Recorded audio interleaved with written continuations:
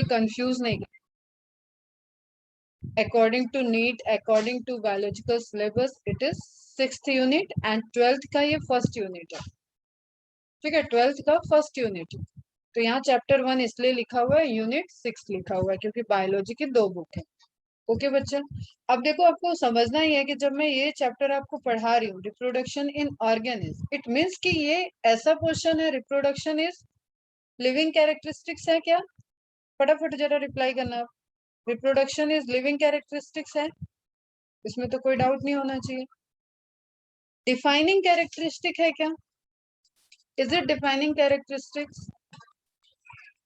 Is it defining characteristics of living organism? No, very good, very good, ये defining characteristics नहीं है।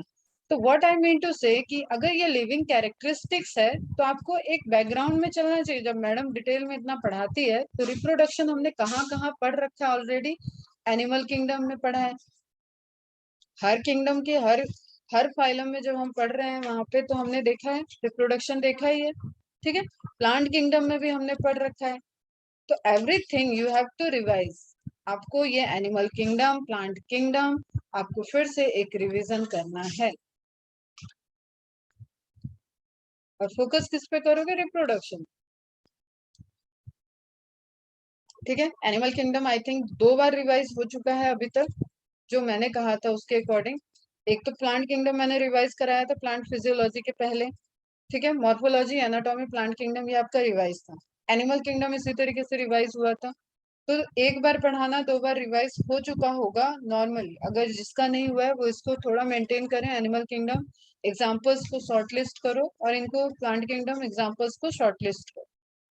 ठीक, now what कि एक तो ये रिप्रोडक्शन वाला पार्ट हम स्टार्ट करेंगे तो हमें पूरा जनरल रिप्रोडक्शन पढ़ना है, जिसको आज मैं इंट्रोडक्टरी दे दूंगी आपको। फिर हमें फोकस करना है इस यूनिट में क्या क्या है। तो चैप्टर 2 है फ्लावरिंग प्लांट का। इट मीन्स कि it is related to gymnosperm और एंजियोस्पर्म। बताओ, जिम्नोस्पर्म और एंजियोस्पर्म।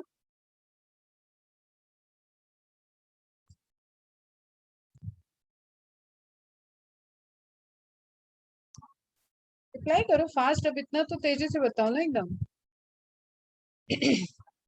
एंजियोस्पर्म, तो अगेन आपने एंजियोस्पर्म पढ़ा हुआ है प्लांट किंगडम में, तो फिर यहाँ पे रिलेटेड चीजें आपको दिखेंगी।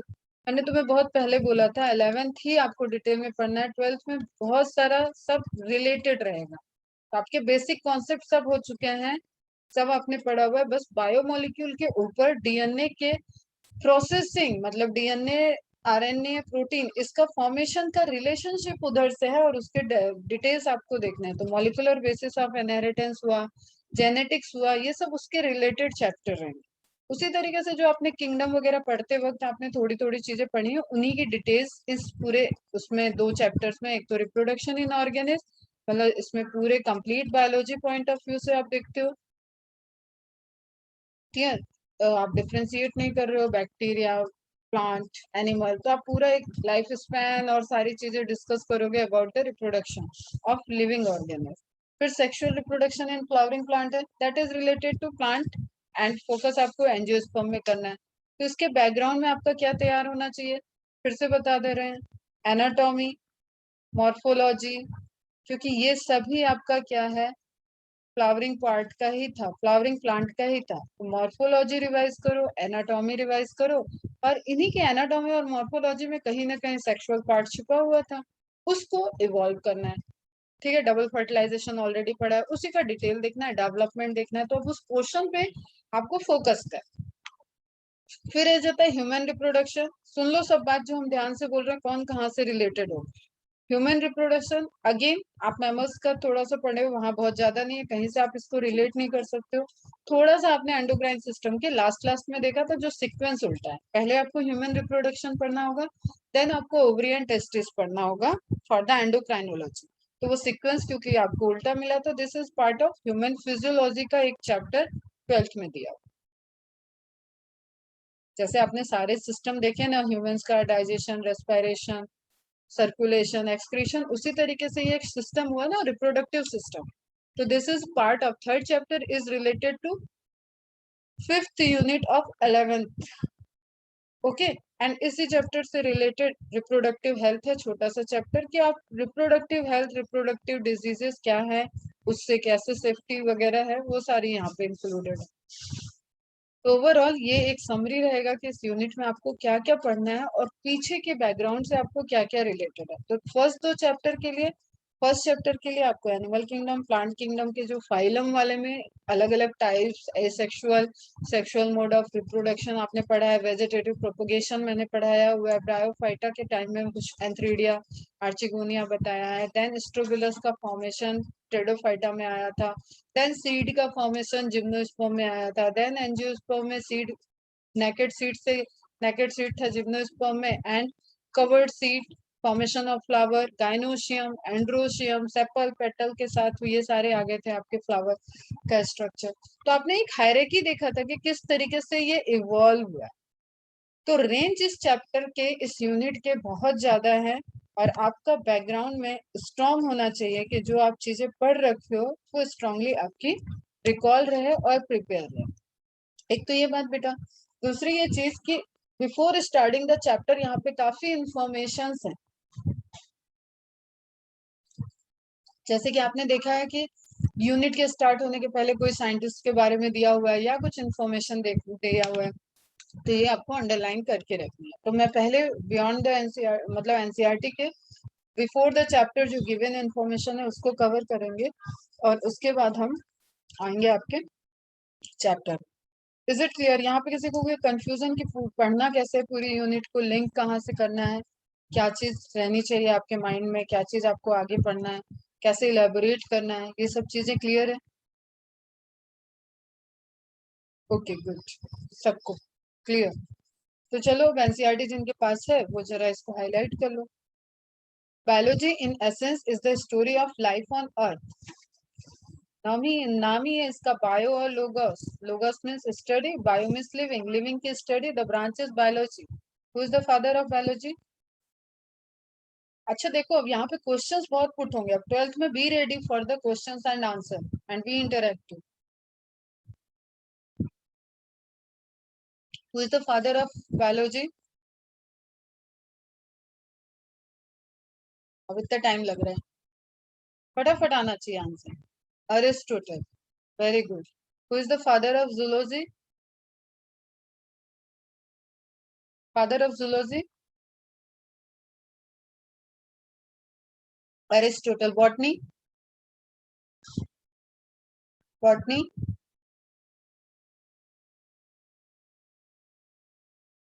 Theophrastus, yes correct. अच्छा देखो, अगर तुम लोग को इस पोर्शन में एकदम इनिशियल बायोलॉजी का कुछ भी प्रॉब्लम लग रहा है कि हम भूल चुके हैं, तो जो शेयरिंग के लिए मैं यूट्यूब का चैनल यूज करती हूँ, उसमें जाओगे तो बेसिक बायोलॉजी करके, अभी मैंने बहुत सीक्वेंसली नहीं किया उसको, बट बेसिक बायोलॉजी करके उसमें इनिशियल लाइफ कहाँ से स्टार्ट हुई है उसको मैं सेपरेट कर दूंगी एक लिस्ट। उसमें तो बेसिक्स का भी बहुत पार्ट है, फाउंडेशन वाला, तो वो नहीं ना आपको देखना है। एक आप फिर से ये सीक्वेंस ध्यान में रखा करो। अरिस्टोटल ने क्या किया, थियोफ्रास्टस ने क्या किया, लैमार्क का क्या हुआ, डार्विन का क्या हुआ, ओपेरिन हैंडलाने का क्या था एक्सपेरिमेंट, हाइपोथेसिस क्या थी, मिलर का एक्सपेरिमेंट क्या था, क्लियर। फिर आपका उसमें लुइस पास्चर का रोल क्या था, एंटोनी वॉन ल्यूवेनहॉक ने क्या किया, ये सारे जो साइंटिस्ट है ना, पेनिसिलिन की डिस्कवरी कैसी है, ये वाले लेक्चर्स आप टाइम टू टाइम रिवाइज करते रहो। अगर आपका ऐप अभी काम कर रहा होगा, किसी किसी का कर रहा है, किसी का नहीं कर रहा है, तो क्लिवर ग्राउंड के आपको स्टार्टिंग के लेक्चर की बात कर रही हूँ। अदरवाइज अभी मैं इसको यूट्यूब वाले लिंक पे, चैनल पे भी ऐड कर दूंगी, तो बेसिक बायोलॉजी करके प्लेलिस्ट रहेगी, उसमें ये मिल जाएगा। तो जस्ट उसको फास्ट स्पीड करो एंड रिवाइज करो। पर जब भी मैं कोई चीज बोलती हूँ तो वो चीज आपको आना चाहिए, अगर नहीं आ रहा है तो आपका पेन चले और आप उसको नोट डाउन करो, और वो आपका एडिशनल आज का टास्क हो जाएगा कि ये मैम ने पूछा था, मुझे आ नहीं रहा था, तो मेरे पास सिर्फ आज का ही टाइम है कि ये आज को आपको आ जाए। क्लियर है? तो biology is the essence in the story of life on the earth. While individual organisms die without phase, species continues. हर एक इंडिविजुअल डेथ होगा, ठीक है, एक्सेप्ट यूनिसेलुलर, यूनिसेलुलर डिवाइड होके पैरेंटल डॉटर में कन्वर्ट हो जाता है, तो इसका एक एक्सेप्शन है। यूनिसेल्ड को छोड़ दें तो सभी इंडिविजुअल, सभी लिविंग ऑर्गेनिज्म की डेथ होगी ही होगी। ओके, स्पीसीज कंटिन्यू, लेकिन ऐसा है क्या कि स्पीसीज ही कंटिन्यू नहीं करे? डेथ हो गया तो स्पीसीज नहीं कंटिन्यू कर पाए? नहीं।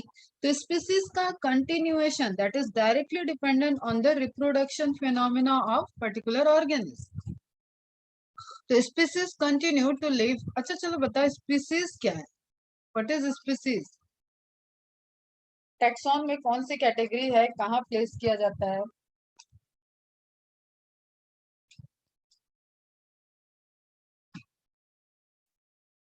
And how can you define the species? Basic unit of classification. Okay, lowest taxonomic category. Okay, and existence point of view से बताना जरा, how you will say that is a species? Species have similar characteristics.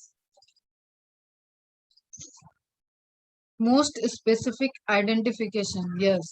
Characteristics are more specific towards the species size and most generalized towards the kingdom size. Okay, फिर भी अभी मैं एक line और missing है तुम लोगों का, एक बहुत इंपॉर्टेंट पॉइंट है। रियल लाइफ एग्जिस्टेंस, जिस फॉर्म में आपको कुछ भी ऑर्गेनिज्म दिख रहा है that is it's species.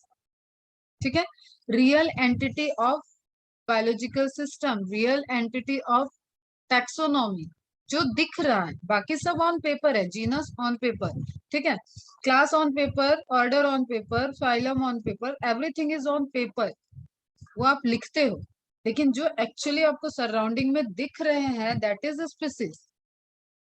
Okay, बाकी उनके कैरेक्टरिस्टिक्स, हाँ जो स्पीसीज है जैसे ही वो डिफरेंट कैरेक्टरिस्टिक्स होंगे तो वो नई स्पीसीज हो जाती है। That phenomena is known as what? Formation of new species is known as what? देखो इस चैप्टर में मैं लिविंग वर्ल्ड में भी जा सकती हूँ, मैं किंगडम में भी जा सकती हूँ, मेरा तो दायरा बहुत बढ़ गया है बेटा, बहुत कुछ पढ़ा दिया अब तुम लोगों को। अब कोई भी क्वेश्चन एक चैप्टर से रिलेटेड नहीं रहेगा, लिविंग वर्ल्ड में चले गए, अभी एक आगे चैप्टर आएगा इवोल्यूशन। तो इवॉल्व होने के लिए every word, every species has to reproduce, reproduce हुआ है, सरवाइव किया है, चेंजेस को अडॉप्ट किया है एंड इवॉल्व हो गया है, तभी तो आप इवोल्यूशन पढ़ते हो। तो एवरीथिंग इज रिलेटेड है। अपनी थोड़ा सा बुद्धि दिमाग को खोल के बैठो और स्पीड भी मेंटेन करना। ओके, क्या पूछा था मैंने? क्वेश्चन ही बोल, क्या पूछा था बता फटाफट।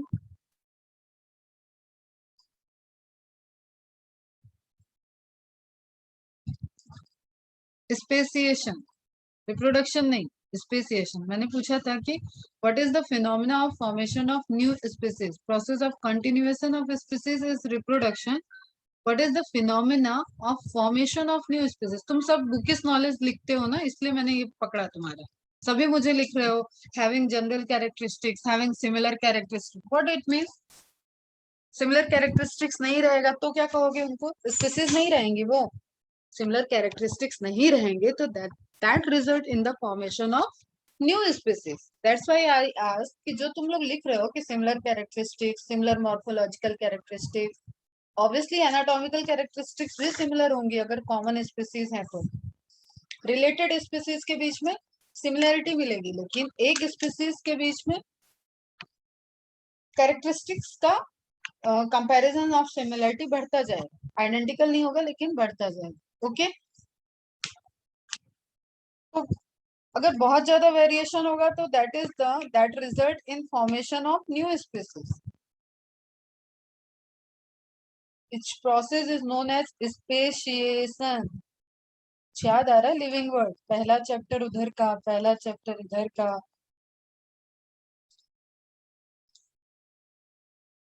Okay, very good. चलो, the live life through, the species continue to life through millions of years. Millions of year अभी आप इवोल्यूशन में पढ़ोगे कि कब अर्थ बनी थी, कब इवॉल्व हुआ, कब होमो सैपियंस आया, कब डायनासोर गए वो सब पढ़ना है, कब कौन सा आ रहा है, कब रेप्टाइल आ रहा है। एक आपने फाइलम पढ़ते वक्त भी हायरार्की देखी है, एंड अभी इवोल्यूशन के पॉइंट ऑफ व्यू से देखोगे कि अर्थ पे कैसे कैसे हो रहा है, तो ये आपको दिखेगा कि भाई जो आर्की बैक्टीरिया, अब चलो बात ही करते हैं इसको, और थोड़ा तुम लोग इंटरेक्टिव रहो तो मन भी करेगा बात करने का, अदरवाइज मैं 2 मिनट में वापस टॉपिक पे ही आ जाऊंगा। ठीक है, तो फर्स्ट ऑर्गेनिज्म बताओ, फर्स्ट ऑर्गेनिज्म जो डेवलप हुए अर्थ पे वो कौन से थे, और फर्स्ट एटमॉस्फेयर कैसा था। अगर एटमॉस्फेयर याद रहेगा तो ऑर्गेनिज्म उसमें कैसे डेवलप हुए होंगे वो सारी कहानी याद होगी। और आज के होमवर्क में लिख लो, फर्स्ट लेक्चर सेकंड लेक्चर को रिवाइज करो। फर्स्ट लेक्चर सेकंड लेक्चर मतलब जो मैंने तुम्हारी क्लास को जब स्टार्ट हुई थी तब स्टार्ट किया था। Water, first life originates in water, वो ठीक है, लेकिन लाइफ कौन सा ऑर्गेनिज्म पहले था। बैक्टीरिया वर द फर्स्ट, फिर बैक्टीरिया में भी बहुत रेंज है, कौन सा बैक्टीरिया, कौन से कैटेगरी के बैक्टीरिया। चलो आज ज्यादा नहीं पूछते हैं, तुम रिवाइज करोगे पूरा, ये रिवाइज करके कल बैठो जरा ओरिजिन ऑफ लाइफ को रिवाइज करो बेसिक्स लेक्चर में से। ओके, कर लोगे आज। आज माइक्रोबियल इन ह्यूमन वेलफेयर का नहीं दूंगी मैं लिंक, आज मैं तुम्हें लिंक देती हूँ। Anaerobic bacteria is also correct. Atmosphere कैसा था, रिड्यूसिंग था। रिड्यूसिंग एटमॉस्फेयर में सबसे पहले जो बैक्टीरिया आए थे, आकाश बताओ बेटा, तुमने तो रिवाइज भी किया हुआ है ये सब, बताओ। दे आर, चलो मैं ऑप्शन देती हूँ, you bacteria, cyanobacteria, Archie bacteria. Archie bacteria, very good, यही तो मैं सुनना चाह रही थी ना। आर्की बैक्टीरिया को ऑक्सीजन नहीं चाहिए, आर्की बैक्टीरिया को फोटोसिंथेसिस नहीं करना है, और आर्की बैक्टीरिया जो केमिकल सूप था, जो हॉट सूप अपना कूल हुआ और उसमें एक कूल भी नहीं हुआ, थोड़ा सा सर्वाइवल वाला क्वेसर वेट के बाद प्रोबायोन्ट बनने के बाद उनका फॉर्मेशन हुआ, they are archaebacteria. Why I am connecting that कि आर्की बैक्टीरिया तब ओरिजिन हुए थे और आर्की बैक्टीरिया आज भी प्रेजेंट है, समझ रहे हो। तो आर्की बैक्टीरिया जब उस टाइम ओरिजिन हुए थे तो क्या वो आज एक्सटिंक्ट हो चुके हैं, क्या वो धरती पे नहीं है, है ना। तो वो धरती पे क्यों है, एक आर्की बैक्टीरिया की लाइफ इतनी नहीं है, वो डिवाइड कर गया होगा, डिवीजन किया होगा। आज वो क्यों एग्जिस्ट कर रहा है, क्योंकि वो कंटिन्यूअस मिलियंस ऑफ ईयर से वो रिप्रोड्यूस कर रहा है। आगे हम इस चैप्टर पे कनेक्ट किया हमने, कहा इसको ओरिजिन ऑफ लाइफ पे। तो अगर हम कुछ नहीं गए बीच के, चलो एक एक्सटिंक्शन होता है कि कुछ एक्सटिंक्ट हो गया, जैसे डायनासोर एक्सटिंक्ट हो चुके हैं, तो extension is different phenomena, continuation is different phenomena. Continuation क्यों होगा, एक्सटिंक्शन हमेशा कब होगा, जब जो सिचुएशन है, जो सराउंडिंग का इन्वायरमेंट है, उससे इंटरेक्ट करके वो लिविंग ऑर्गेनिज्म सरवाइव नहीं कर पा रहा है, उसके फेवरेबल इन्वायरमेंट खत्म हो गया और वो अपने अंदर चेंज भी नहीं कर रहा है, तो उस स्पीसीज को क्या होना पड़ेगा, एक्सटिंक्ट होना पड़ेगा, वो एक्सटिंक्ट हो जाएगी। इंडेंजर्ड स्पीसीज ये अलग, अब इकोलॉजी वाली यूनिट में मैं ले जाऊंगी फिर अगर इस पे बात किया तो एक आपको पढ़ना है कि हाँ किस तरीके से सर्वाइवल चल रहा है, कौन एक्सटिंक्ट हो गया, दैट इज डिफरेंट। लेकिन हम ये बात कर रहे हैं कि उस टाइम जो चीज बने थे, जैसे मॉस्किटो की बात करें, इंसेक्टा की बात करें, तो इंसेक्टा इज सबसे ज्यादा डेवलप्ड है आपका, क्लियर, ऑर्थ्रोपोडा में इंसेक्टा। उसके बाद आप देख लो भाई, इंसेक्टा तो बहुत पहले ही आ चुके थे, डायनासोर के पहले थे, डायनासोर चला गया धरती से लेकिन इंसेक्टा आज भी है। कॉकरोच के केस में मैंने बताया, कॉकरोच आपका बहुत वर्सेटाइल ऑर्गेनिज्म है, बहुत सारे एडवर्स कंडीशन देखे उसने, लेकिन अभी भी वो है धरती पे। Are you getting my point, what I want to से।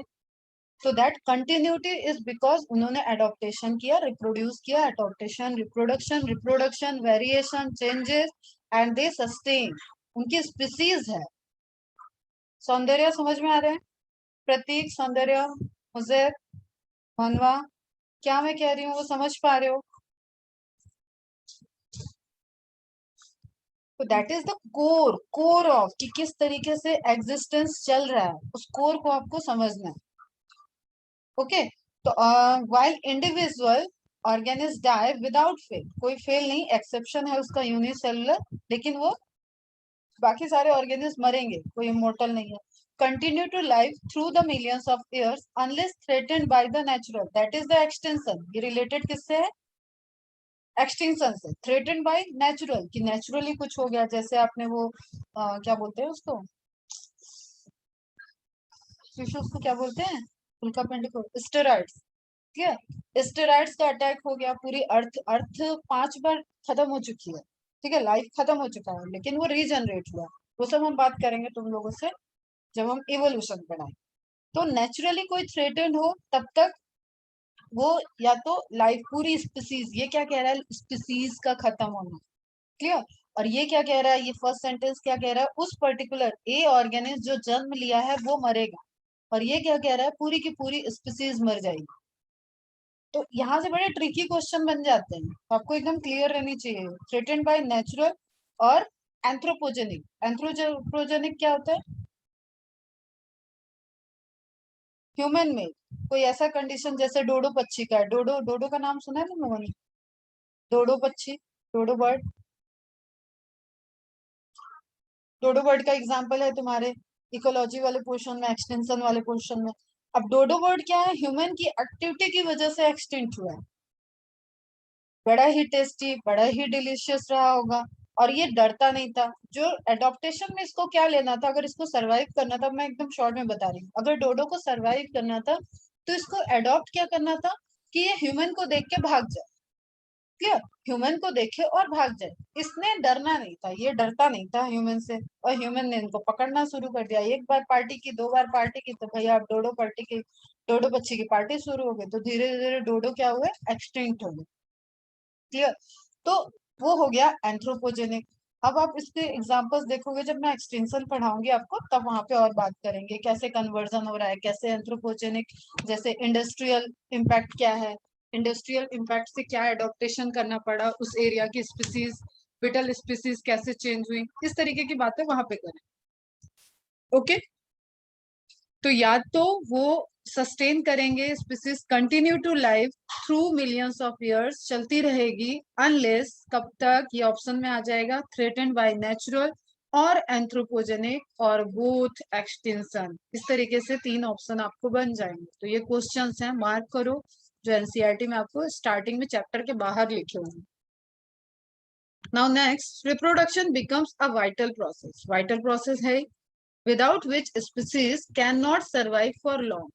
एक स्पीसीज ज्यादा लंबा सरवाइव नहीं कर सकती अगर वो रिप्रोड्यूस नहीं करेगा। जैसे एक कॉमन सी बात कि reproduction is non defining property ना, अगर किसी पर्टिकुलर खानदान में इकलौता ही बच्चा है और इकलौता बच्चा सम हाउ वो स्टेराइल है, वो कपल, क्लियर, एंड उस केस में अब वो उसका वंश आगे नहीं बढ़, एक चलता है ना अपने इंडिया में कि वंश कैसे बढ़ेगा, बेटा होना चाहिए, ये होना चाहिए, फलाना ढिमकाना, तो उसी का एग्जाम्पल ले लेते, भाई उसका वंश आगे नहीं बढ़ा, ठीक, सॉल्यूशन है उसका कि आप अडॉप्ट कर लो, वंश आगे बढ़ा लो। लेकिन वो जो ब्लड वाला रिलेशनशिप वाली बात है, वो चीज उसकी एंड हो गई, ठीक है, उस पर्टिकुलर जो वो फैमिली ट्री चल रही थी वो एंड हो गया, क्योंकि उसके ऑप्शन ही नहीं थे। तो एक स्पीसीज के रन होने के, या उसके कितने, वो कितने मल्टीपल लोकेशन पे, कितने मल्टीपल हैबिटेट पे वो स्पीसीज ग्रो कर रही है, और उस हैबिटेट के अकॉर्डिंग उसने एडॉप्टेशन किया है। तो कहीं पे भी अगर कोई एडवर्स कंडीशन आई, तो उस पर्टिकुलर हैबिटेट की स्पीसीज खत्म हो जाएगी, लेकिन उस पर्टिकुलर हैबिटेट पे सस्टेन करने वाली जो स्पीसीज कहीं और होगी। जैसे हम तुम्हें बोलें कि कोई बहुत कूल एरिया में रह रहा है, कोई बहुत ठंड वाले एरिया में है, ठीक है, जैसे चलो क्रॉप की बात कर लेते हैं। एक गन्ने का पेड़ है जो यूपी में हो रहा है, एक गन्ने का पेड़ है जो केरल में हो रहा है, सुगर केन का, ठीक है। तो यूपी वाली कंडीशन को कुछ हुआ तो केरल वाली कंडीशन तो सरवाइव करेगी ना। तो स्पीसीज खत्म नहीं होगी अगर उसमें वैरायटी ऑफ एडॉप्टेशन और वैरायटी ऑफ लोकेशन पे वो स्पीसीज डिस्ट्रीब्यूटेड।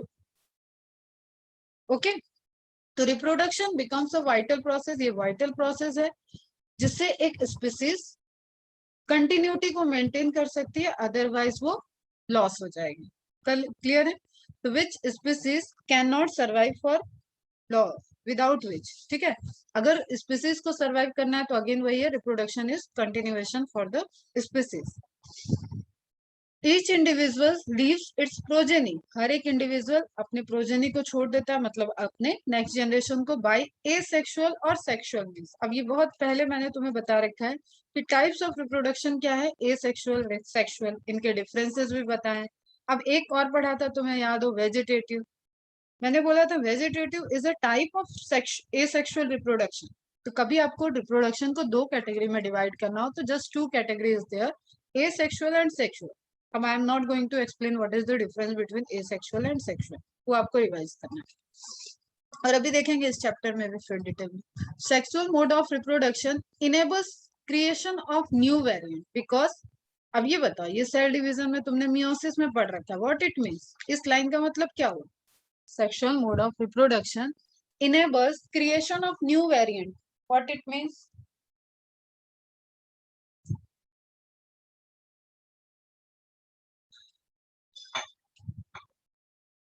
अभी मैंने आपको बताया ना कि किस तरीके से सर्वाइवल के चांसेस और किसी स्पीसीज के बचने के चांसेस ज्यादा है। वॉइस कट हो रहा है।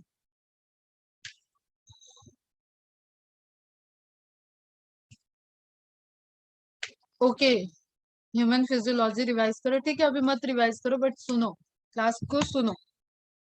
22 को टेस्ट है, यस कंबाइंड है, टेस्ट है, उसकी प्रिपरेशन करो, ठीक है। अभी हम एडिशनल लेक्चर आपको नहीं देते, मत करो, ओके। लेक्चर बस अटेंड करो। माइक्रोबियल ह्यूमन हेल्थ वाला भी नहीं दे रहे, वेलफेयर वाला भी अभी लेक्चर नहीं दे रहे, आप ह्यूमन फिजियोलॉजी कंप्लीट कर लो। मॉडिफाइड एडॉप्टेशन, हाँ, वेरिएशंस क्यों है, मॉडिफाइड एडॉप्टेशन क्यों है, उन सब के पीछे है different combination of gene. Akash is right. Cell division में जो आपने क्रॉसिंग ओवर पढ़ा है, जो क्रॉसिंग ओवर के रिजल्टेंट जो सेपरेशन हो रहा है, तो एक क्रोमोसोम का पार्ट दूसरे क्रोमोसोम के साथ, दूसरे क्रोमोसोम का पार्ट पहले क्रोमोसोम के साथ, तो वहां पे आपके जो गैमेट्स बन रहे थे वो वेरिएशंस के साथ बनते हैं। तो वेरिएशन ही हमेशा एक तरीके से इंड्यूस करेगा कि स्पीसीज में एडॉप्टेशन आए। Variation is dependent on adaptation. जब वैरायटी प्रेजेंट होगी तभी वो एडॉप्टेशन होगा। जैसे इसको मैं बता रही ना, ये सब चैप्टर बहुत रिलेटेड है। जैसे हम बोले कि तुम सब मॉल में घूम रहे हो, सभी मॉल में घूम रहे हो, तो कंडीशन बस सोचना, उसमें जाने घुसने की नीड नहीं है।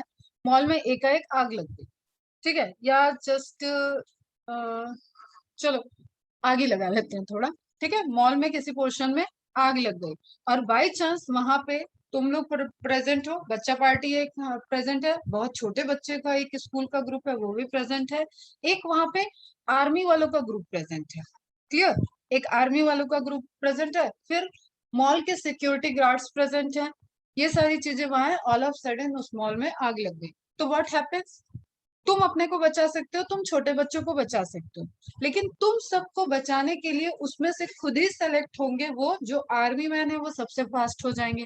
क्यों? क्योंकि उनको हर तरीके की ट्रेनिंग दी जाती है, क्लियर। तो वो वेरिएशन जो मॉल के अंदर जो ग्रुप ऑफ पीपल प्रेजेंट थे उसमें ऑलरेडी वेरिएशंस थे। Are you getting my point? उसमें ऑलरेडी वेरिएशंस थे, और जब चैलेंज आया कि वहां आग लग गई तो एक्टिविटी दिखी कि छोटे बच्चे डर रहे हैं, बड़े बच्चे छोटे बच्चों को अपने साथ रखते हैं, लेकिन इन बड़े बच्चों से लेके अलग पीपल को अलग सेफ्टी से वहां निकालने का काम करने में आगे कौन आएंगे?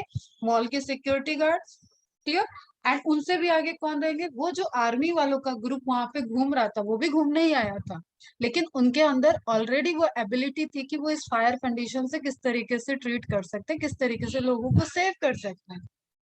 तो वो वेरिएशन ऑलरेडी पॉपुलेशन में प्रेजेंट था, वो ग्रुप ऑफ पीपल के बीच में एग्जिस्ट कर रहा था, और जैसे ही एक इन्वायरमेंट ने चैलेंज दिया वो वाला वेरिएशन एक्सप्रेस हो जाएगा और वो कैरेक्टरिस्टिक्स इंडिविजुअल की बाहर दिखेगी और वहां पे वो स्पीसीज सरवाइव कर जाएगी। Is it clear? कुछ रिलेट हुआ? क्या बोल रही थी? हाँ बेटा।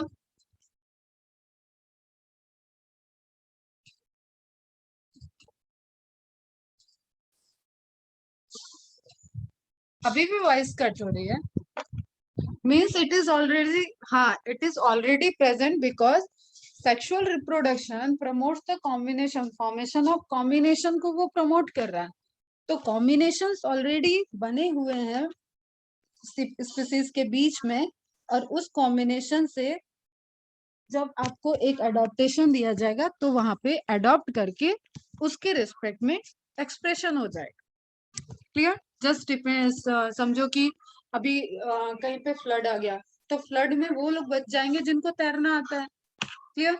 वो डूब जाएंगे जिनको तैरना नहीं आता है। तो एडॉप्टेशन किसने किया? जिसके अंदर वो जीन प्रेजेंट थे, मॉडिफाइड जीन प्रेजेंट थे, उसने एडॉप्टेशन कर लिया। वो एडॉप्टेबिलिटी को रखता था। चलो, नहीं समझ में आ रहा है तो इस सब टॉपिक को तो इवोल्यूशन में देखना ही है कि कैसे क्या हो रहा है। बट आपके पास लाइन आ रहा है तो आप लाइन को समझते चलो। ओके, तो सेक्सुअल मोड ऑफ रिप्रोडक्शन जो है वो वैरायटी को, वेरिएशंस को शो करता है, क्योंकि सेक्सुअल मोड के लिए गैमेट का फॉर्मेशन होगा और गैमेट दो अलग अलग इंडिविजुअल के अंदर बनेंगे, दो अलग अलग टाइप के गैमेट्स बनते हैं और वो अलग अलग गैमेट्स अलग अलग इंफॉर्मेशन को लेके आ रहे हैं और वो फ्यूज होकर जाइगोट बनाएंगे और जाइगोट से जो नया प्रोजेनी डेवलप होगा वो हमेशा वेरिएशंस के साथ होगा, that never be exact copy of parental. ठीक है? हाँ, अब आएगा, तुम आ जाओगे तुम लोग फिर से मोनोजाइगोटिक ट्विंस, तो दे आर 100% आइडेंटिकल बिकॉज वो आफ्टर जाइगोट के बनने के बाद मोनोजाइगोटिक, एक जाइगोट से ब्रेक डाउन होने के बाद वो दो इंडिविजुअल बने हुए हैं, इसलिए उनकी हरकतें, उनका लुक, सब कुछ 100% आइडेंटिकल हो सकता है। फिर भी आप उसमें भी बिहेवियरल चेंजेस देखते हो, वो एक अलग पोर्शन है। But what I mean to say कि पेरेंट के जैसे आंख नाक हो सकती है, बट पूरे के पूरे आप पेरेंट के डिक्टो कॉपी नहीं हो सकते। अमिताभ बच्चन का बेटा अभिषेक बच्चन है, आप देख के बोल सकते हो कि कई सारे कैरेक्टरिस्टिक्स मिल रहे हैं, लेकिन Abhishek Bachchan is not exact copy of Amitabh Bachchan. Clear है बच्चों? तो सेक्सुअल मोड ये अंडरलाइन करो।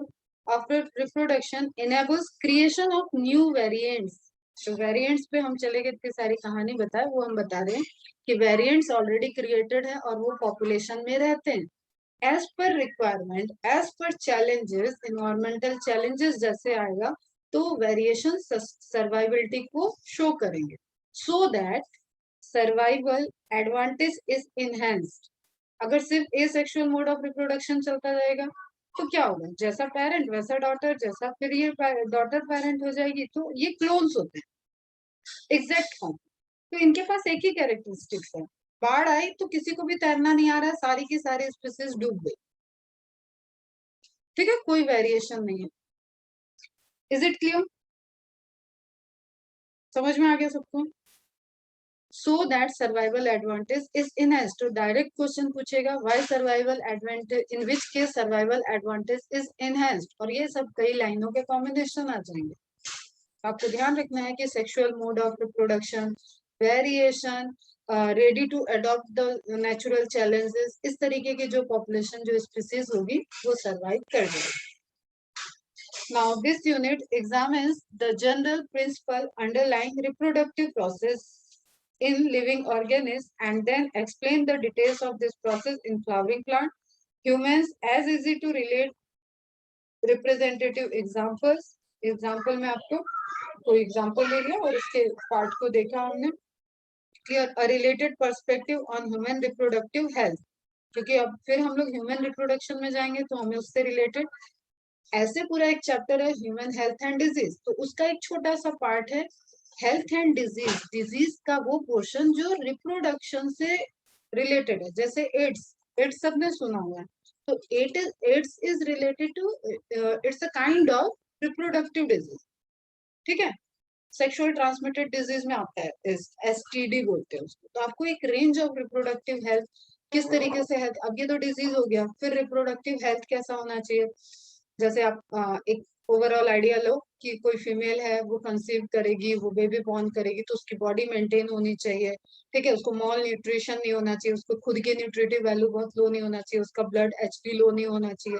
तो that all are under the reproductive health. ठीक है? कोई एसटीडी ट्रांसफर नहीं होनी चाहिए। तो इस तरीके का पूरा एक प्रिकॉशन वाला और सारा सस्टेनेबिलिटी वाला चैप्टर है human reproductive health and how reproductive ill health can be avoided is also. ठीक है, तो यहाँ पे आपको यूनिट का डिस्क्रिप्शन दिया हुआ है कि क्या क्या आपको यहाँ देखना है। तो reproductive health and how reproductive ill health can be avoided, reproductive safety measures वाले पोर्शन में देखना होगा, is also presented to complete our understanding of biology of reproduction. तो ये पूरा सिनेरियो आपका चलेगा। नाउ एनसीईआरटी में आपको बिफोर स्टार्टिंग द चैप्टर एक साइंटिस्ट के बारे में दिया हुआ है, पंचानन महेश्वरी। कहीं कहीं तो आपको इंडियन साइंटिस्ट मिलते हैं बेटा, तो बढ़िया इनको तवज्जो देके इनको मार्किंग कर लेना, और इनके बारे में क्वेश्चन गलत नहीं होना चाहिए आपको, तो इनको अंडरलाइन करें। पंचानन महेश्वरी, बॉर्न इन नवंबर। अब देखो ये वाले इंफॉर्मेशन क्वेश्चन आ रहे हैं पेपर में, दैट्स वाई आपको इनको हाईलाइट करके रखना है बेटा। नवंबर 1904 in Jaipur, Rajasthan, Panchanan Maheshwari rose to become one of the most distinguished botanist. पहला क्वेश्चन, ठीक है, ये बहुत ज्यादा नहीं पूछने के चांसेस होते हैं, बट आप पढ़ के रखो, इंडियन है, थोड़ा सा पढ़ लोगे तो अच्छी बात है। Not only of India but of entire world, ठीक है। He move to Allahabad, UP में ही है, बनारस के पास, for higher education, where he obtained his DSc, doctorate of science, तो Allahabad. During his college days he was inspired by doctor W. Dudgeon, ये भी क्वेश्चन है, and American missionary teachers to develop interest in botany and especially morphology, ये question पूछ लेगा, ठीक है। Botanist ऐसे कौन से Indian botanist who have developed interest in morphological, who studied most of the morphological features of plants, तो वो क्वेश्चन का आंसर यहाँ पे छुपा हुआ है पंचानन महेश्वरी की बायोग्राफी में। His teacher once expressed that if his students progress ahead of him, it will give him a great satisfaction. Teacher के अच्छे टीचर्स लोग ऐसे ही सोचते हैं बेटा कि उनका स्टूडेंट प्रोग्रेस करेगा, उनके सामने अगर प्रोग्रेस करते हुए टीचर या गुरु तब ज्यादा खुश होता है जब उसके शिष्य उनसे आगे जाते हुए दिखते हैं, क्लियर। तो ऐसे ही ऑब्वियसली उनके भी टीचर थे। It will give him a great satisfaction, कहानी से तो कोई मतलब नहीं है अभी आपको। These words encouraged Panchanan to inquire that what he could do for his teacher in return. एक जनरल आप इसको एक बिहेवियर से समझ सकते हो, और किसी भी स्टूडेंट्स के टर्निंग पॉइंट्स कभी कभी इस तरीके से लाइफ में आ जाते हैं और वो आगे चल के एक बड़ा साइंटिस्ट बन जाता है। उसको कहाँ से मोटिवेशन मिला, किस घटना से, किस इंसिडेंस ने उसकी लाइफ को चेंज कर दिया, वो एक टर्निंग पॉइंट हो जाता है उसके लाइफ का। तो पंचानन महेश्वरी के लिए टर्निंग पॉइंट क्या था कि उनके टीचर्स को ये था कि उनके स्टूडेंट प्रोग्रेस करे, आगे जाए। तो अब वो सोचने लगे कि वो अपने टीचर्स को, जैसे कहते हैं ना गुरु दक्षिणा टाइप, तो वो ऐसा क्या कर सके कि वो उनको एक रिटर्न में एक रिटर्न गिफ्ट टाइप का, या उनको वो सेटिस्फेक्शन दे पाए, ठीक है। एक होता है ना कि टीचर अब सेटिस्फाइड है, जैसे तुम लोग हो, तो मैं बहुत बड़ी टीचर तो नहीं हूँ, मैं ये नहीं कह रही, बट मेरा सेटिस्फेक्शन कब होगा, जब तुम लोगों के सिलेक्शन हो जाएंगे, तुम्हारा सिलेक्शन होगा, तुम्हारे जो सीनियर्स हैं उनका सिलेक्शन, अभी 12 सितंबर को टेस्ट हो रहा है, वो अच्छा कर ले, उनका सिलेक्शन हो जाएगा, then I will be satisfied. अगर जस्ट सपोज कि कोई सिलेक्शन ही नहीं हो रहा है, तो मैं, ऐसा नहीं है मेरे को अर्निंग चाहिए या what ever, that is secondary always for me. तो मुझे सेटिस्फेक्शन कब मिलेगा, जब वो बच्चा सेलेक्ट होगा, जब उस बच्चे की मेहनत का एक रिजल्ट आउटपुट आएगा। अदरवाइज तुम्हारे क्या, मेरे भी 2 साल वेस्ट होंगे, टोटली वेस्ट है, मैं लिख दूं तुम्हें, मैं वेस्ट मानती हूँ अगर मेरे पढ़ाए बच्चे बैच से सेलेक्ट नहीं हो रहे हैं, इट मीन्स कि मेरे 2 साल भी तुम वेस्ट हो जाएंगे। तो सिंपली वही कहानी है यहाँ पे। ही वर्कड ऑन, अब जो क्वेश्चन पूछा जाएगा वो ये है, वर्कड ऑन मॉर्फोलॉजिकल से, फिर दूसरा आया embryological aspect and popularize the use of embryological character in taxonomy. Taxonomy मतलब डिफरेंशिएशन क्लासिफिकेशन के लिए एम्ब्रियोलॉजिकल कैरेक्टर्स कब देखे जाएंगे, जब आप मैमल्स के बीच में स्टडी करो, एम्ब्रियोनिक डेवलपमेंट में आप एम्ब्रियोनिक पोर्शन पे देख रहे हो। अब ये यहाँ पे क्या है, ये बॉटनी पे क्या है, तो मतलब प्लांट्स के एम्ब्रियोलॉजिकल डेवलपमेंट में आप कैरेक्टरिस्टिक्स देख रहे हो कि हाँ किस फाइल किस डिवीजन का एम्ब्रियोनिक डेवलपमेंट किस तरीके से प्रोसेस कर रहे हैं। एक तो ये क्वेश्चन हो गया, फिर से मार्क करो। He established the Department of Botany, University of Delhi. इसको इन्होंने स्टेबलाइज किया था as an important centre of research in embryology. जैसे उस दिन मैंने तुम्हें बताया था ना कि एंडोक्राइनोलॉजी लैब ऑफ BHU, वो एशिया के फर्स्ट है।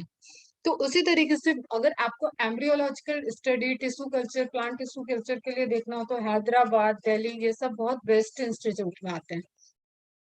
He also emphasized the need for initiation of work on artificial culture of immature embryos.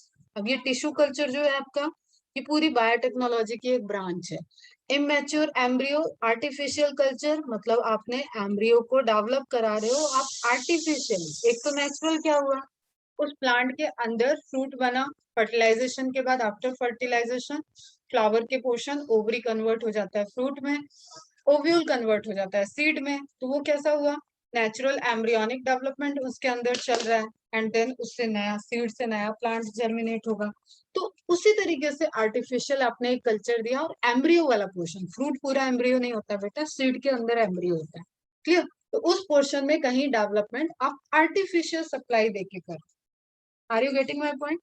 तो वो चीज उन्होंने एक वर्क लैबोरेटरी चाहिए ना इन सब चीजों के लिए, तो उसको इनिशिएट किया था इन्होंने. These days, tissue culture has become a landmark in science. Tissue culture बहुत प्यारी ब्रांच है. प्लांट टिश्यू कल्चर मैंने किया भी हुआ है. छोटा सा कैलस वाला ग्रोथ जो तुम लोग को बताया वो एक डेवलपमेंट देखा था, उतना ही किया, उतना ही बहुत बड़ा होता है उस स्टेज पे, क्योंकि तब एमएससी कर रहे थे. कोई ऐसा बहुत लेबोरेटरी में बहुत देर, ये सब लेबोरेटरी बहुत कहना कि कॉस्ट मेंटेनेंस, स्टरलाइजेशन में इनमें बहुत कॉस्ट लग जाता है इनके कंडीशंस को मेंटेन करने के लिए. तो जनरली तो सब करते भी नहीं है. कहीं कहीं पे अपॉर्चुनिटी मिल जाती है कि आपका लेबोरेटरी इंटरेस्ट बहुत है, लेबोरेटरी हैंड आपका स्ट्रांग है, आप कोई प्रोजेक्ट पे वर्क कर रहे हो तो टीचर्स देखते हैं कि हाँ अवेलेबल है तो चलो कर लो. लेकिन अंदर जाके अगर किसी को बदमाशी करना है तो ये सब यहाँ पे अलाउड ही नहीं है बेटा, वो सब कोई इसके अंदर एंटर ही नहीं कर सकता. His work on test tube fertilization, underline करो, and intra-ovarian pollination. Intra-ovarian pollination, direct ovary के अंदर पॉलिनेट करा है, मतलब वो स्टिग्मा वाला पूरा कुछ रिकॉल करो. स्टिग्मा, स्टाइल एंड ओवरी नीचे था ना बेटा, यही तो स्ट्रक्चर था.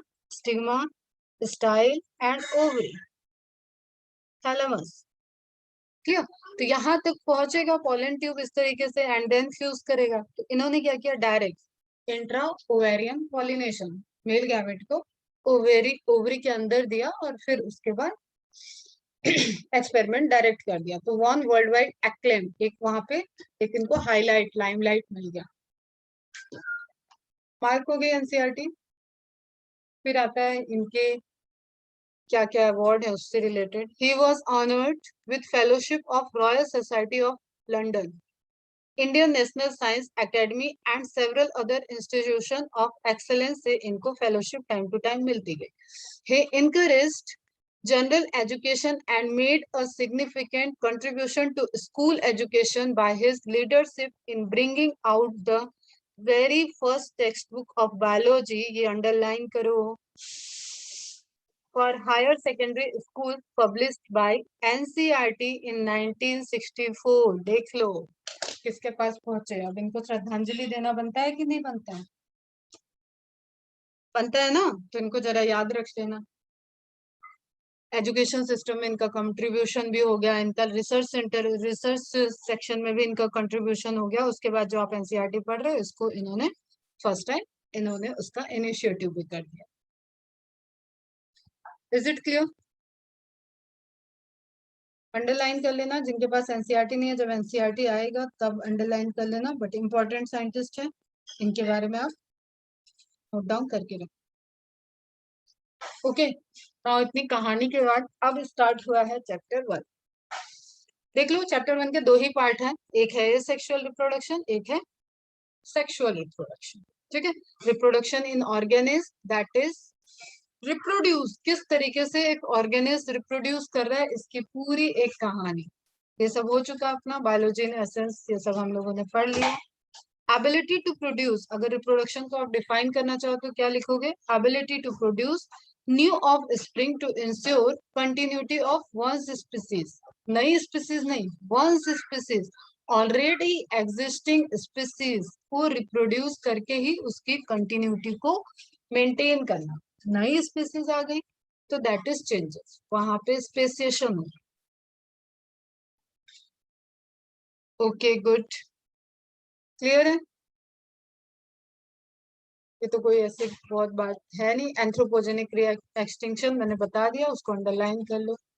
एनसीईआरटी में क्या लिखा है? Each and every organism can live only for a certain period of time. हो गई, ये बात आई भी थी उस पैराग्राफ में भी। The period from birth to the natural death of an organism represent its life span. क्यों? जैसे सिंपली आप देखो, आप ये एनिमेशन देखो। बनाने को दुनिया भर के मीम्स बन जाते हैं, दुनिया भर की चीजें बन जाती हैं कि आप क्यों कमा रहे हो, क्या कर रहे हो, क्यों भागा दौड़ी में लगे हुए हैं, एट द एंड यही होना है। But this is the fact ना, यही लाइफ है, इसी में सबके वेरिएशन है।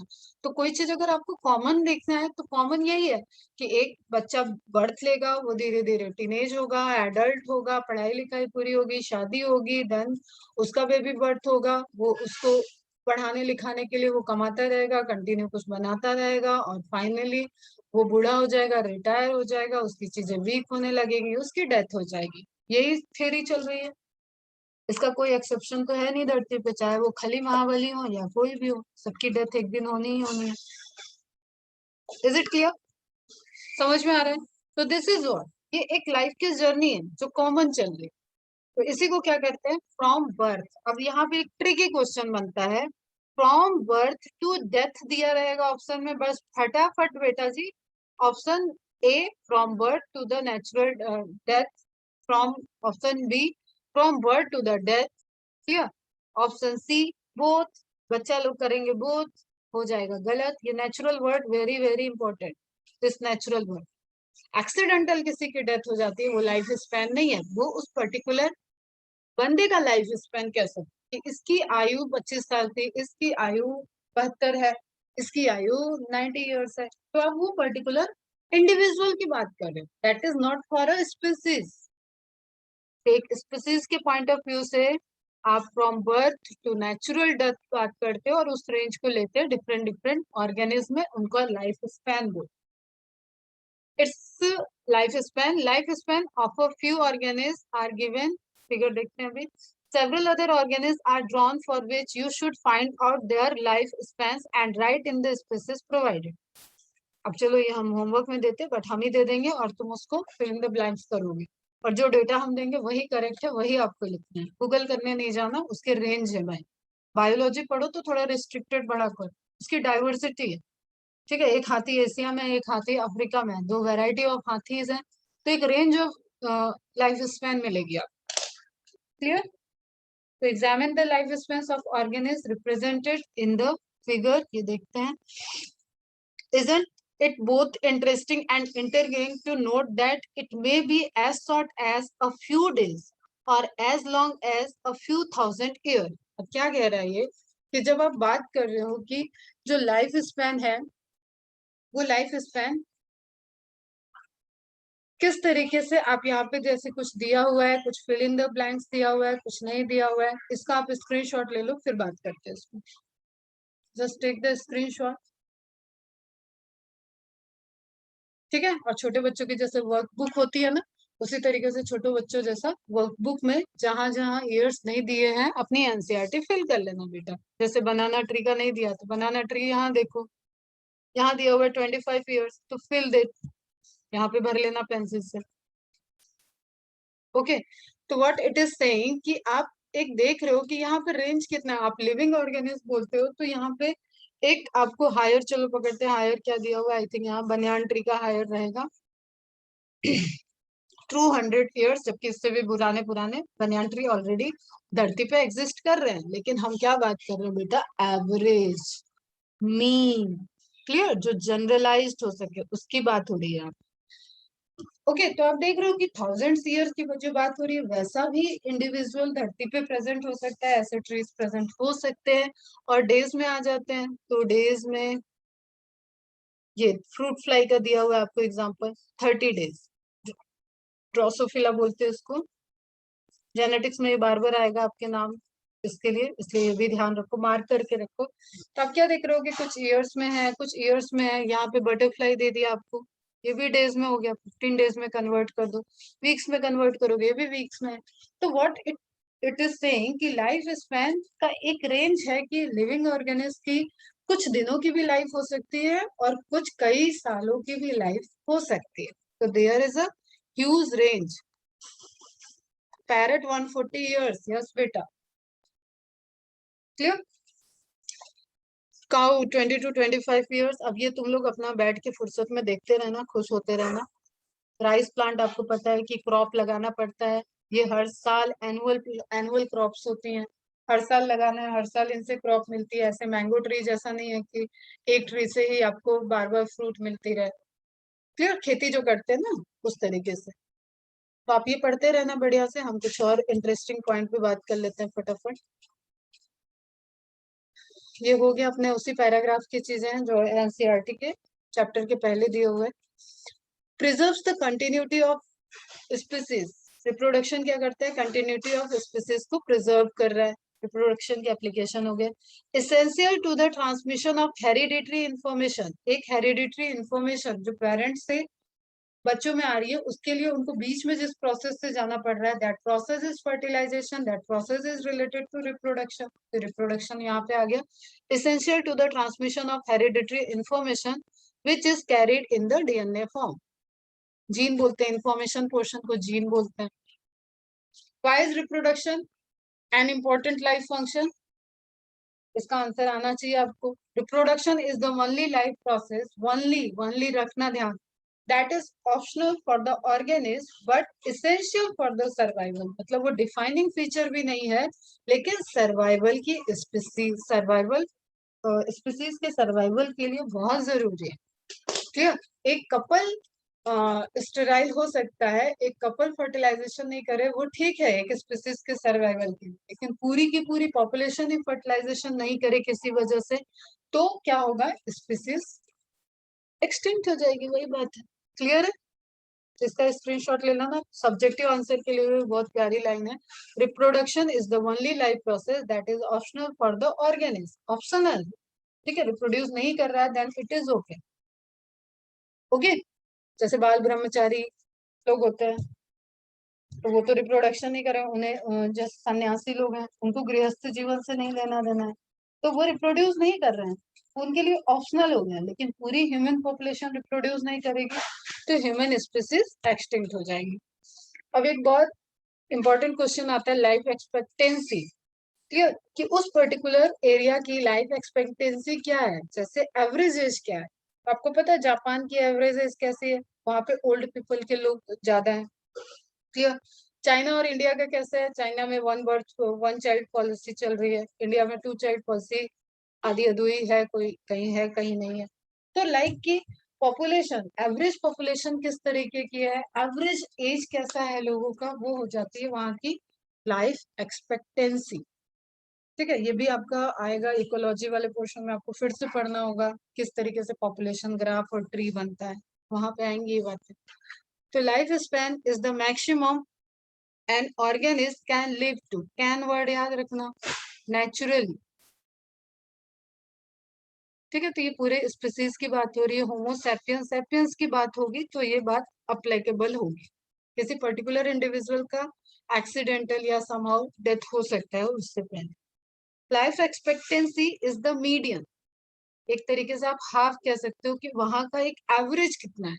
ठीक है. Half of the population live to that point. मतलब हमारे यहाँ की लाइफ एक्सपेक्टेंसी कितनी है, दैट इज डिफरेंट थिंग. और हमारे यहाँ की ह्यूमन की पॉपुलेशन कैसी है, that is different thing. Okay. अब इसमें एक फनी सा चीज है कि womens live longer than the main.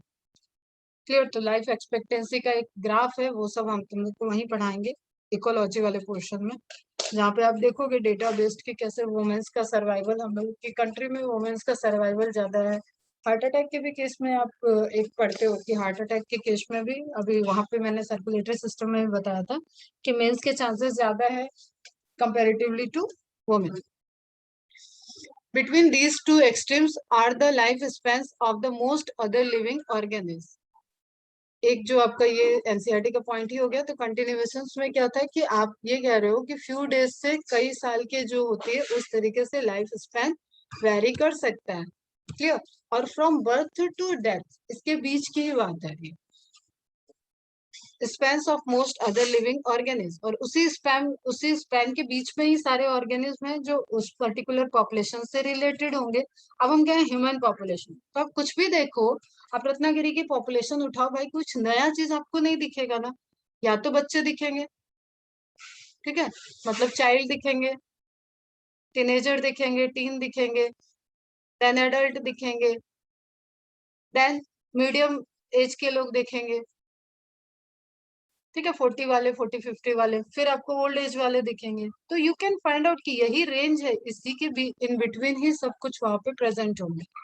You may note that the lifespan of organisms are not necessarily correlated with their size. हाँ, ये भी इम्पोर्टेंट है, साइज से तो रिलेटेड कोई बात नहीं है ना। अब पैरेट का भी देखा तुमने कि कितना ईयर्स है, और ह्यूमन का देख रहे हो कितना ईयर्स है, तो साइज से मैटर नहीं करता। The size of cows and parrots, example में भी दिया हुआ है, are not very different yet their lifespan show a wide difference. Cow का आपने देखा था 20 to 25 years है, cow 20 to 25 years, and parrot की लाइफ कितनी है, 140 years। ओके, तो लाइफ स्पैन का कोई भी रिलेशन ऑर्गेनिज्म के साइज से नहीं है। Similarly a mango tree has a much shorter life span as compare to a peepal tree.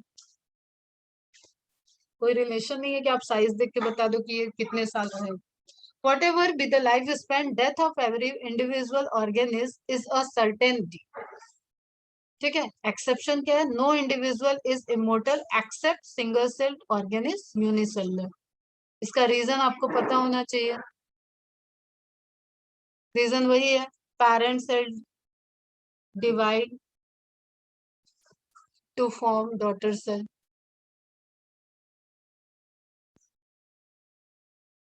ठीक है, तो पेरेंटल ओरिजिन क्या हुआ, पेरेंट का कन्वर्जन हो गया डॉटर में।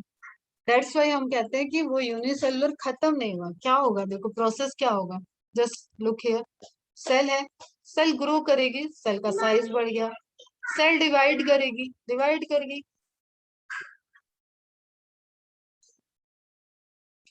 तो ये खत्म थोड़ी ना हुई, ये तो कन्वर्ट हो गई। Is it clear? तो डायरेक्ट क्वेश्चन है ये, आपको ध्यान ही रखना है। Now why do we say there is no natural death in single celled organism? उसका आंसर आपको बता दिया मैंने, binary fission division, binary fission division. यहाँ पे अपना पेंसिल से लिख लेना थोड़ा explanation. Given this reality, have you ever wondered how vast number of plants and animal species have existed on earth for several thousand of years? कभी सोचा है कितनी स्पीसीज रहेंगी, कितनी स्पीसीज बनी है, कितनी स्पीसीज गई, कितनी स्पीसीज आई? इस तरीके के क्वेश्चंस दिमाग में आते हैं?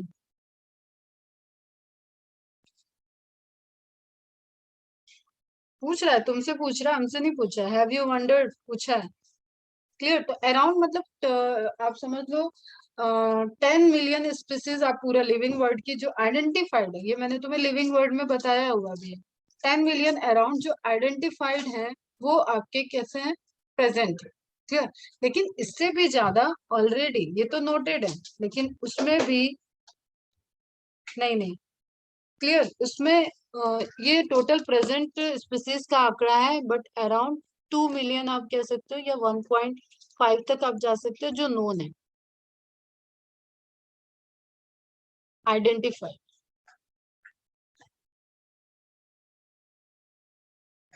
ठीक है, तो बायोडाइवर्सिटी के नेशनल ज्योग्राफिक डिटेल्स कह रही हैं कि 8.7 मिलियन प्रेजेंट हैं स्पीसीज, जिसमें आइडेंटिफाइड कितनी है, 1.2 मिलियन। तो एक हम एवरेज आइडिया लेते हैं, इन लोगों का भी एक आइडिया लगाने का होता है कि कितने एरिया में कितनी डाइवर्सिटी है, तो कितने वेरिएशंस के प्रोबेबिलिटी बेस्ड ये कैलकुलेशन निकाली जाती है। क्लियर? तो अराउंड 1.2 मिलियन रिपोर्टेड और identified. Okay, there must be some process in living organism that ensure this continuity. और फिर ये तो हो गया आपको स्पीसीज डेटा। फिर ये क्या कह रहा है, animal species have existed on earth for several thousand of years. कितनी स्पीसीज ऐसी हैं जो कि कई हजारों साल से धरती पे एग्जिस्ट कर रही है, तो वो कैसे कर रही है, उसका सिंपल सा आंसर वही है, continuity of life is just because of reproduction. There must be some process in living organisms that ensure this continuity. Yes, we are talking about reproduction, something that we take for granted. Okay, for the continuity of our species. Life span का हो गया ये cover, इसको आप कर लेना complete, NCERT में fill in the blanks में लिख लेना. Now reproduction is defined as, it is not a defined property, ये confusion मत कर देना. Defined as a biological process in which an organism give rise to young ones offspring similar to itself. अपने जैसे characteristics को रखते हुए, मतलब कहें कि ह्यूमन का बच्चा ह्यूमन ही होगा, हाथी का बच्चा हाथी ही होगा, ये वो वाली बात है. That is not about the identical. ये आइडेंटिकल की बात नहीं कर रहा है. सिमिलरिटी मतलब एक जैसा. Okay, so similar to itself, the offspring grow, mature, and in turn produce new offspring. तो यही cycle है. That is the cycle. Offspring जो हुई वो डेवलप होगी, मैच्योर होगी, रिप्रोडक्टिव कैपेबिलिटी को अटेंड करेगी, उसके बाद रिप्रोड्यूस करेगी एंड नया ऑफस्प्रिंग बनेगा, और ये साइकिल चलती रहेगी. Thus there is a cycle of birth, growth and death. Reproduction enables the continuity of the species. क्या क्या enable कर रहा है? Continuity of the species, generation after generation, एक generation after generation continuity को, और क्या करता है? Inheritance को. अब ये एक चैप्टर क्योंकि रिप्रोडक्शन पे बेस्ड है, अब इनहेरिटेंस आप जब देखोगे तो आप उसको कैसे पढ़ोगे? Characteristic inheritance is dependent on the reproduction. तो वहां पर रिप्रोडक्शन पर डिपेंडेंसी आ जाएगी, यहाँ पे भी इनको मेंशन करना चाहिए. Generation after generation by the means of heredity, by the means of inheritance. आगे आगे लाइन देखो दिया हुआ है. You will study later in chapter principle of inheritance and variation, how genetic variation is created and inherited during reproduction. तो उसी चीज को यहाँ थोड़ा एक लाइन में मेंशन कर देना चाहिए.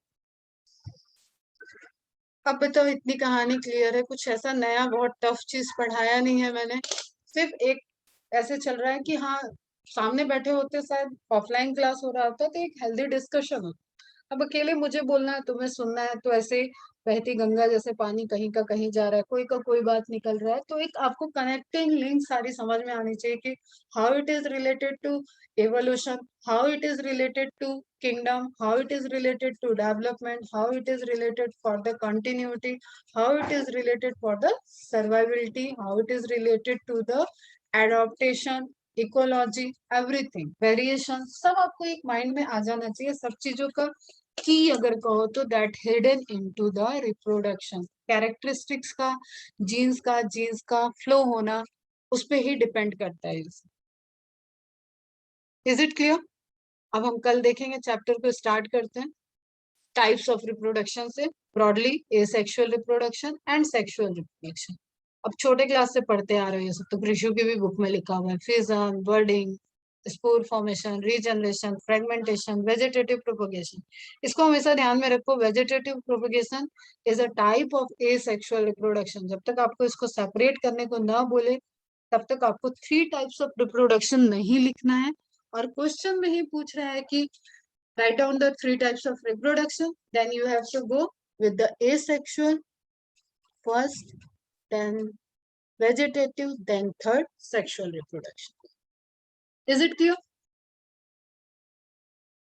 तो अब 1 by 1 इनको देखा जाएगा थोड़ा सा डिटेल में. वेरिएशन के लिए सेक्सुअल रिप्रोडक्शन रिस्पॉन्सिबल है. जेनेटिक वेरिएशन ही, ये एक आपको ट्री दिख रहा है कि कहीं ये जैसे फाइलोजेनेटिक्स का लिविंग वर्ड में देखा है ना इंट्रोडक्शन, तो कहीं ना कहीं रिलेटेड उसी तरीके से ये एक ट्री बनती हुई दिख रही है कि किस तरीके से क्या क्या जनरेट हो रहा है. Amphibians, reptiles, how they are related, how mammals are related, how birds are related, how primates are related. तो आपने एक पूरा जो देख रखा है ना, उस फाइलोजेनेटिक ट्री को रिप्रेजेंट करने के लिए वेरिएशंस, रिप्रोडक्शन, ये इंपॉर्टेंट है.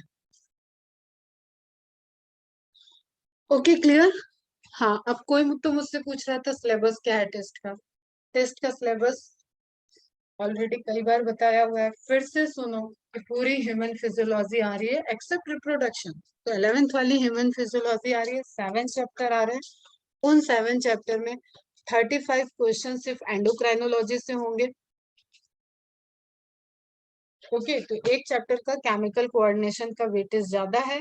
बाकी चैप्टर में आपके कितने बच रहे हैं क्वेश्चन? 55।